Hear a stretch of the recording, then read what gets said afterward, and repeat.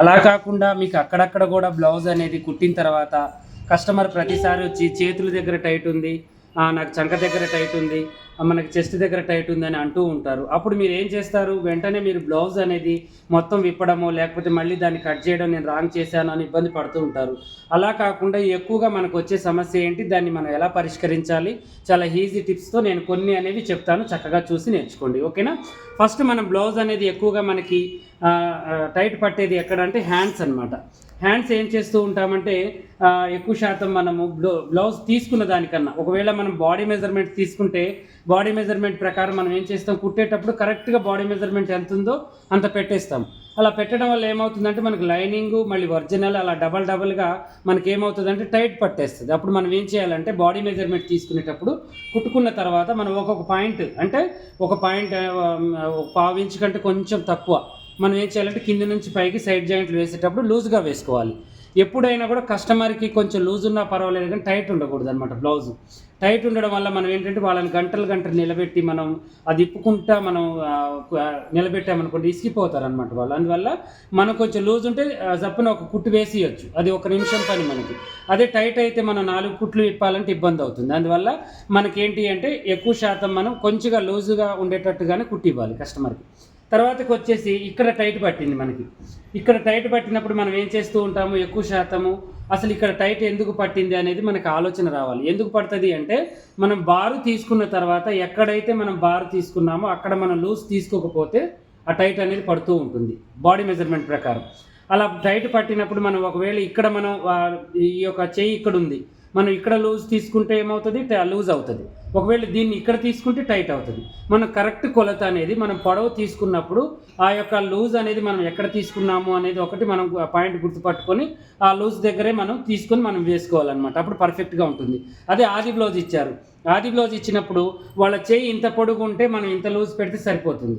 ఒకవేళ చెయ్యి వాళ్ళు కొంచెం పెంచమన్న తర్వాత వాళ్ళు ఆది బ్లౌజ్ ఇచ్చిన తర్వాత కూడా మనం అంతే పెడితే అప్పుడు కూడా టైట్ పడుతుంది. ఎందుకంటే మనం 1 ఇంచ్ పెంచాం, 1 ఇంచ్కి మనకి ఇక్కడికి తేడా ఉంటుంది కదా, చెయ్యి ఒక 2 పాయింట్స్ తేడా వస్తుంది. అలా మనం చెక్ చేసుకోవాలి.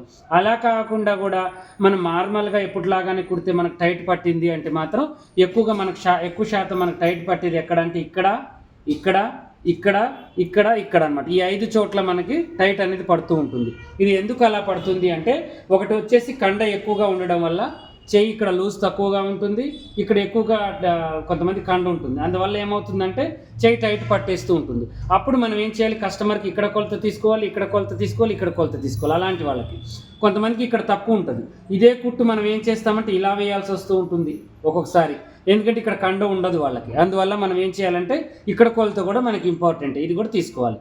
తర్వాతకి ఈ కొలతల ప్రకారం వేసుకోవాలి. ఇక ఈ బ్లౌజ్ మనకి ఒకవేళ ఇలా ఇప్పుడు నేను చెప్పిన ప్రాబ్లమ్స్ మనకు వచ్చాయి, అప్పుడు మనం ఏం చేయాలి, ఈ కుట్టు 1 ఇంచ్ ఇప్పేసి ఎప్పటిలాగానే మనం ఈ కుట్టుని మళ్ళీ దీంట్లో కలిపేసుకోవాలి. అలా వేసుకుంటే సింపుల్గా అయిపోతుంది. మొత్తం కుట్లు ఇప్పుకుంటూ కూర్చోవద్దు. 1 ఇంచ్ ఇప్పుడు మనకి ఎక్కడికైతే లూజ్ ఉందో అది 1 ఇంచ్ ఇప్పుకొని మనం ఈ కుట్టుని మళ్ళీ కవర్ చేసుకుంటే సరిపోతుంది. నెక్స్ట్ వచ్చేసి చంక భాగం టైట్ పట్టేసింది. అంటే దీనివల్ల మనకి ఏమవుతుందంటే ఒకటి ప్లస్ గుర్తు కరెక్ట్గా పెట్టకపోయినా చంక భాగం టైట్ పట్టేస్తుంది. ఇంకోటి ఏంటంటే ముడతలు వస్తూ ఉంటాయి ఎక్కువ శాతం. అది ప్లస్ గుర్తు రాకపోయినా కూడా ముడతలు వస్తాయి. ఎందుకంటే మనం కట్ చేసేటప్పుడు కరెక్ట్గా కట్ చేసాం. కుట్టేటప్పుడు ఒకటి ఎక్కువ ఒకటి తక్కువ చేయడం వల్ల ఎక్కువైందేమో టైట్ పడుతుంది, తక్కువైందేమో లూజ్ వచ్చేస్తుంది.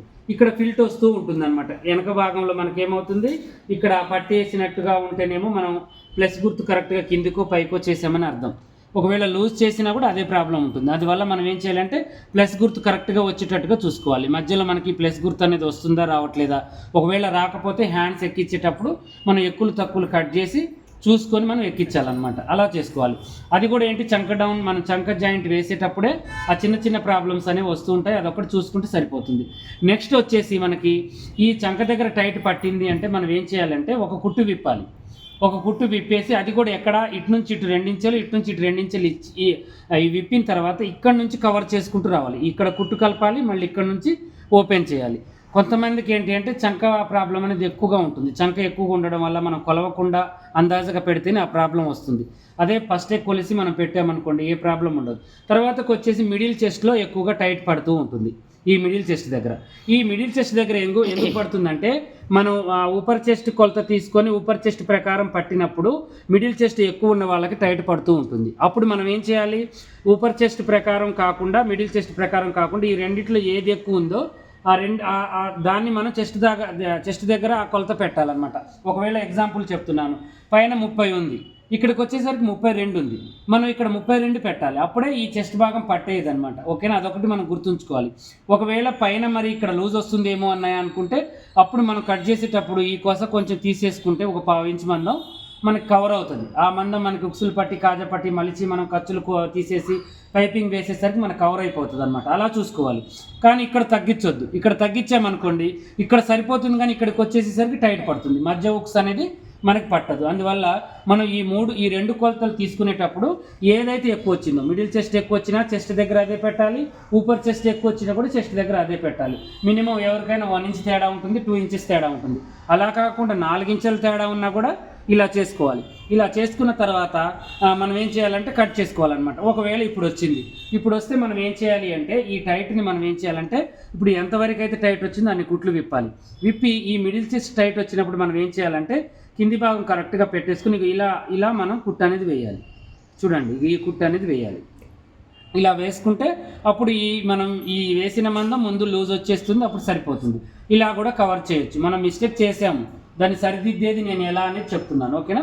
ఇలా కవర్ చేసుకోవచ్చు. నెక్స్ట్ వచ్చేసి మనకి నడుము భాగం లూజ్ వచ్చేసింది. ఈ నడుము భాగం ఎక్కువగా లూజ్ ఎందుకు వస్తుంది అంటే మనం ఫ్రంట్ పార్ట్ ఎక్కువగా ఉండి మనం తక్కువగా వేసిన లూజ్ వస్తుంది, బ్యాక్ పార్ట్ ఎక్కువగా ఉండి ఫ్రంట్ పార్ట్ తక్కువ చేసినా కూడా లూజ్ వస్తుంది.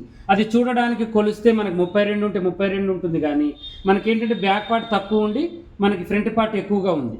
అలాంటప్పుడు మనం 4 భాగాలు సమానంగా వేసినా కూడా ఇది ఇలా లేవడం, లూజ్ రావడం, మీరు కరెక్ట్ కొలత పెట్టినా కూడా ముందు టైట్ పడుతుంది, వెనక లేస్తూ ఉంటుంది. అలా చేయకూడదు. ముందు కొలత ముందుకే పెట్టాలి, వెనక కొలత వెనకకే పెట్టాలి.